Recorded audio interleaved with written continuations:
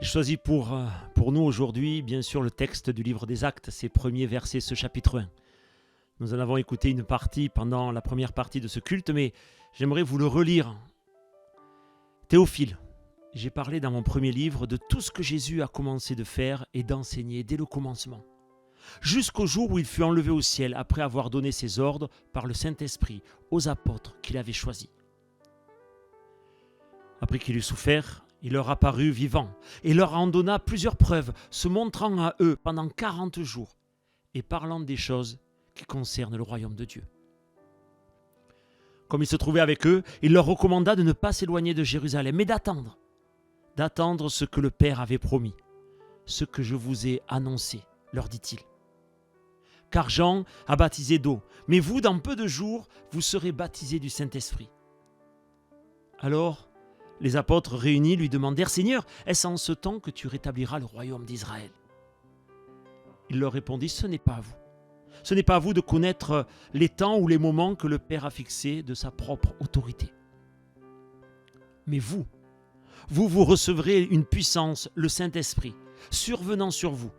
Et vous serez mes témoins à Jérusalem, dans toute la Judée, dans la Samarie et jusqu'aux extrémités de la terre. » Après avoir dit cela, il fut élevé, et pendant qu'ils le regardaient, une nuée le déroba à leurs yeux.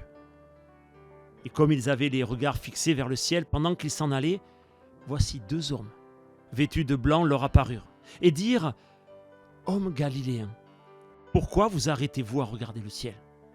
Ce Jésus qui a été enlevé du ciel au milieu de vous viendra de la même manière que vous l'avez vu allant au ciel. » Et puis j'aimerais vous lire aussi 2 petits versets dans la première épître de Pierre au chapitre 1er, les versets 8 et 9. Lui, que vous aimez sans l'avoir vu, en qui vous croyez sans le voir encore, vous réjouissant d'une joie ineffable et glorieuse, parce que vous obtiendrez le salut de vos âmes pour prix de votre foi.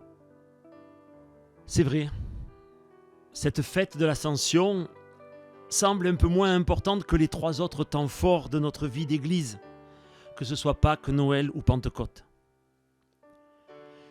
Et je trouve que c'est toujours important de nous permettre de temps en temps d'aller un tout petit peu plus loin sur ce temps, de se poser et de lire, de recevoir cette fête de l'Ascension pour mieux la comprendre, pour mieux se rendre compte de tout ce qui se passe à ce moment-là. C'est vrai, la question reste là. Fêter l'Ascension est-il encore important pour nous, pour notre Église aujourd'hui, pour nous chrétiens du XXIe siècle ?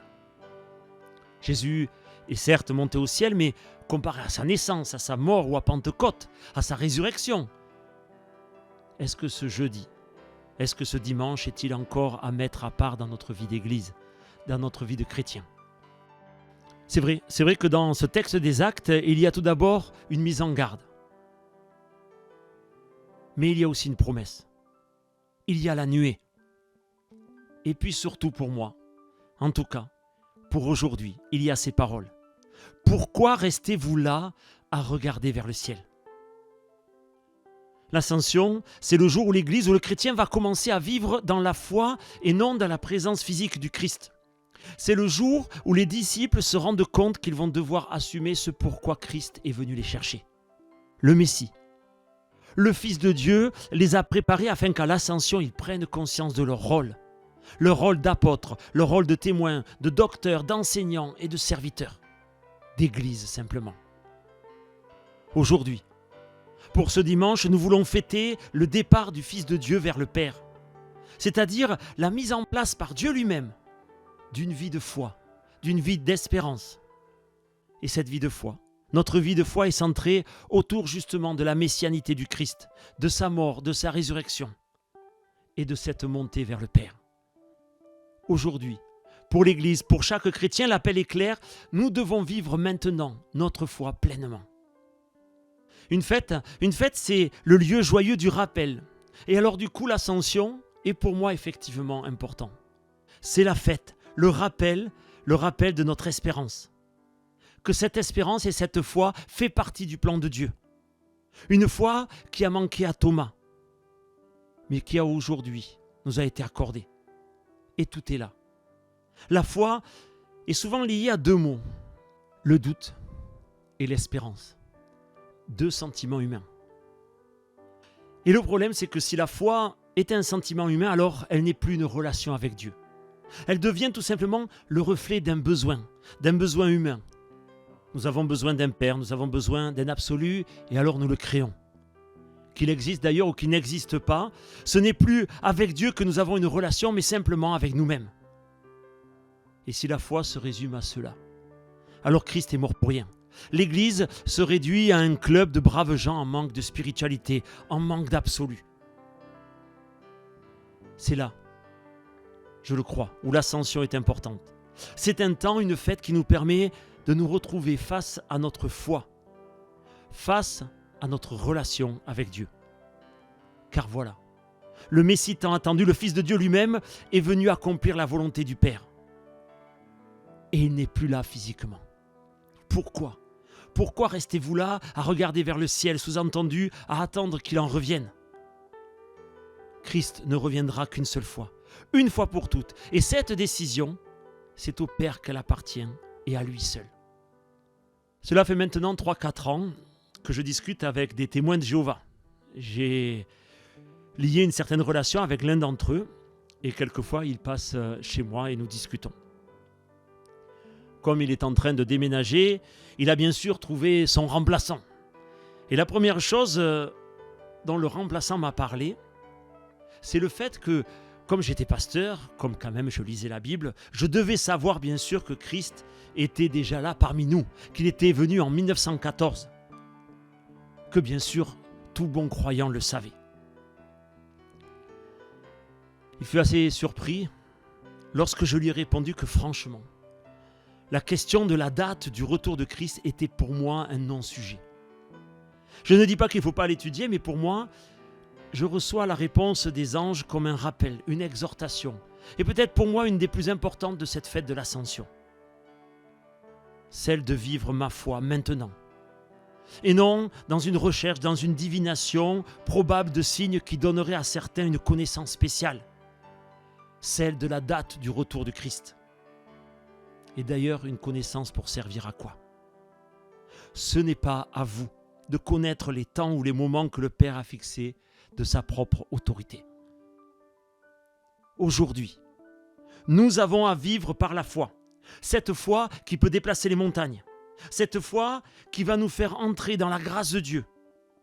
Qui va nous amener à vivre ici et maintenant.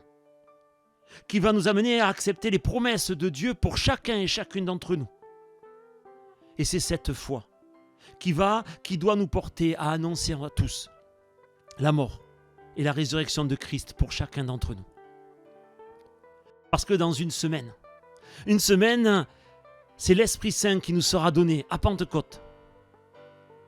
C'est cet Esprit que Dieu va nous donner et qui sera le moyen de vivre pleinement notre relation malgré le manque physique du Christ.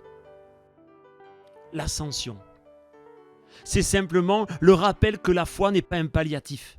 Ce n'est pas le moyen humain de pallier à un manque d'absolu.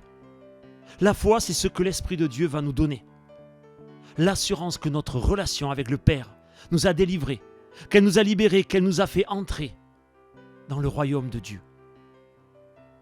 C'est vrai que sans aucun doute Pâques, Pentecôte et Noël, pour des raisons très différentes, sont des temps peut-être qui semblent plus importants que l'ascension pour la vie de l'Église.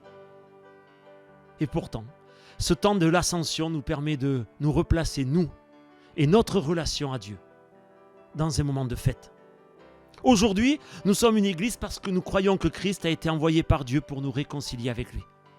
Et cela, nous le croyons parce que nous avons reçu l'Esprit du Père, l'Esprit de Dieu, pour croire malgré l'invisibilité du Christ, malgré l'invisibilité de Dieu. C'est là, je le crois, l'importance de ce temps de l'ascension. Le départ du Christ, le point de départ de notre vie de foi. Les apôtres sont restés à Jérusalem pour attendre la Pentecôte. Mais aujourd'hui, comme eux, nous sommes à notre tour appelés à apporter cette bonne nouvelle aux autres. C'est leur salut qui en dépend. Rappelons-nous les paroles de l'ange. N'attendons pas les yeux tournés vers le ciel, que Christ revienne vite. comme pour pallier à ce que nous n'arrivons pas à faire. Non. Maintenant, marchons ensemble. Partageons entre nous, mais aussi avec les autres, cette bonne nouvelle de l'Évangile. Soutenons-nous, les uns et les autres, pour que nous nous sentions tous et toutes accueillis dans cette Église qui est le corps du Christ.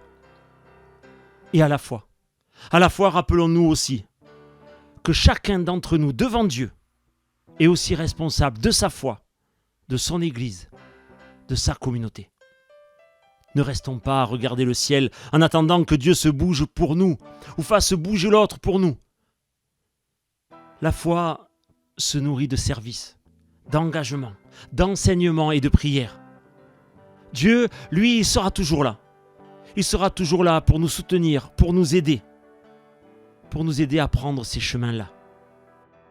Alors encore une fois, rappelons-nous que la foi n'est surtout pas le cache-misère de l'inactivité. Et oui, l'Ascension est une fête importante tout simplement parce que c'est un temps de rappel, de promesse et de foi. Le rappel de l'incroyable souveraineté de Dieu.